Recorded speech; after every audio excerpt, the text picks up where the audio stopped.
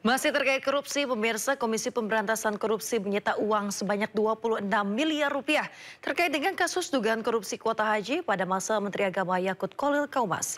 KPK juga menyita 4 unit mobil dan 5 bidang tanah serta bangunan.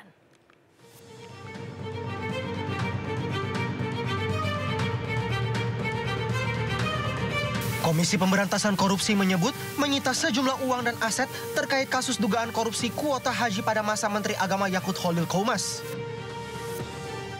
KPK belum membeberkan pemilik dari sejumlah uang dan beberapa aset yang disita itu. Namun demikian, uang dan sejumlah aset yang disita salah satunya dari penggeledahan di kediaman mantan Menteri Agama Yakut Khalil Qaumas di kawasan Jakarta Timur pada Agustus lalu. Penyidik telah melakukan penyitaan diantaranya sejumlah uang dengan total 1,6 juta US dollar ya, atau sekitar 26 miliar. Selain itu penyidik juga telah melakukan penyitaan terhadap kendaraan roda 4, ada sekitar 4 unit, dan kemudian penyidik juga telah melakukan penyitaan aset berupa tanah dan bangunan, ada 5 bidang gitu. Jadi penyidik masih akan terus menelusuri terkait dengan aset-aset yang diduga terkait ataupun merupakan hasil dari tindak pidana korupsi ini.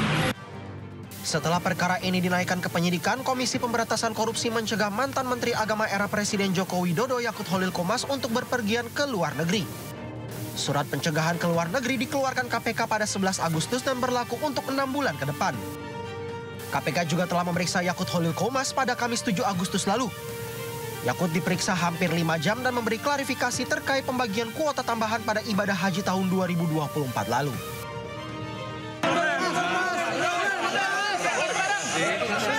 Saya berterima kasih, akhirnya saya mendapatkan kesempatan untuk mengklarifikasi segala hal, terutama yang terkait dengan pembagian tambahan pada haji tahun 2024 yang lalu. Kerugian negara akibat perkara ini mencapai lebih dari 1 triliun rupiah. KPK menyebut angka itu merupakan perhitungan internal KPK dan sudah didiskusikan dengan Badan Pemeriksaan Keuangan atau BPK. Tim Liputan iNews melaporkan. Pemirsa, Kepala Badan Intelijen Negara Muhammad Herindra menemui Presiden Prabowo Subianto di Istana Negara Jakarta pada Kamis siang. Herindra mengaku memiliki informasi penting yang akan disampaikan langsung kepada Presiden Prabowo. Tiba di istana, Herindra menegaskan ada informasi penting yang akan disampaikan langsung kepada Presiden Prabowo. Namun beliau enggan merinci detail pembahasan termasuk terkait sosok di balik kericuhan. Herindra hanya menyebut seluruh informasi strategis sudah dikumpulkan dan siap diserahkan kepada Presiden secara langsung. Herindra memastikan kondisi Indonesia saat ini sudah aman pasca aksi demo yang berujung kericuhan di sejumlah daerah. Selain Herindra, pemirsa, penasihat khusus Presiden bidang politik dan keamanan Wiranto serta penasihat Presiden bidang urusan pertahanan Dudung Abdul Rahman juga datang ke istana. Pak, membahas kondisi hari ini berarti Pak pasca kericuhan. Ada informasi yang harus disampaikan kepada Presiden. Informasi soal dalam kericuhan Pak. Nanti akan Pak ada Pak itu pasti ya. Bapak, tapi situasi di Indonesia udah aman belum sih Pak pasca demo besar? Insya Allah aman, insya Allah. Ada kayak dari intelijen gitu Pak. Herindra. Berarti udah ada dalang-dalangnya Pak. Sudah. Pokoknya saya akan menyampaikan informasi yang penting. Herindra kalau dari intelijen. Saya sekarang dipanggil beliau, mungkin akan diberi petunjuk-petunjuk lebih lanjut lah. Tapi menurut agendanya Pak? Nanti kita lihat aja setelah diberi petunjuk aja baru kita bisa bicara ya. Apakah itu mengenai perkembangan dinamika kondisi? Ya tentunya lah dengan perkembangan dinamika saat ini ya. Pada prinsipnya Presiden kan selalu memberikan ke seluruh elemen bangsa untuk kita bersatu ya, karena persatuan itu kunci Indonesia untuk maju ya. Dan beliau juga sudah memberikan petunjuk kepada seluruh KL untuk membuka selalu ruang dialog kepada rakyat. Demikian juga kepada DPR ya, kemarin juga sudah diberikan ruang dialog ya untuk menerima semua elemen bangsa ya, apapun bentuknya. Kalau komunikasi koordinasi yang baik ya, itu kompak, bangsa ini akan tinggal landas take off maju seperti apa yang kita harapkan semua. Sebagian apa yang diminta oleh para pendemo, oleh masyarakat, ya, tentu selalu didengar oleh Presiden ya.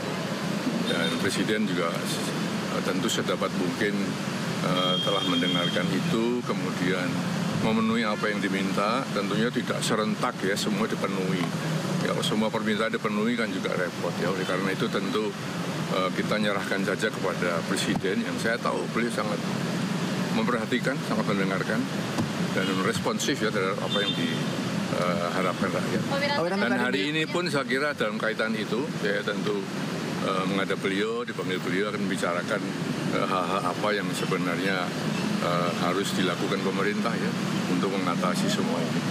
Saya kembali tadi ya, kalau semuanya bisa nahan diri, semua bisa bersikap nggak emosional, saya kira semuanya baik-baik saja. Ya.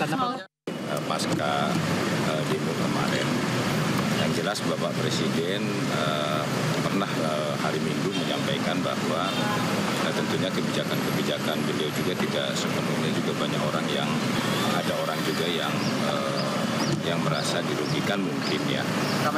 Sehingga padahal beliau itu dengan tujuannya yang sangat mulia kalau saya lihat itu, bagaimana ingin mensejahterakan rakyat Indonesia, bagaimana jangan sampai anak-anak tidak makan, bagaimana memajukan bangsa ini, dan tentunya mahasiswa-mahasiswa yang kemarin demo termasuk para buruh, saya punya keyakinan bahwa mereka itu pasti hanya menyampaikan aspirasinya. Namun kan ada pihak-pihak tertentu yang memanfaatkan situasi ya, para perusuh-perusuh inilah. Yang menurut saya tidak bertanggung jawab ya. Yang lebih tahu adalah kepolisian ya. Kalau saya hanya dengar-dengar, tapi kan tidak bisa kita pertanggungjawabkan. Dari dalam atau dari luar, Pak? Bisa jadi dari dalam maupun dari luar. Nah, mungkin nanti saya dapat informasi. Pemirsa, pemerintah bertemu sejumlah perwakilan mahasiswa di Istana Kepresidenan Jakarta. Dalam pertemuannya, keduanya membahas terkait tuntutan 17+8 yang menjadi fokus diskusi.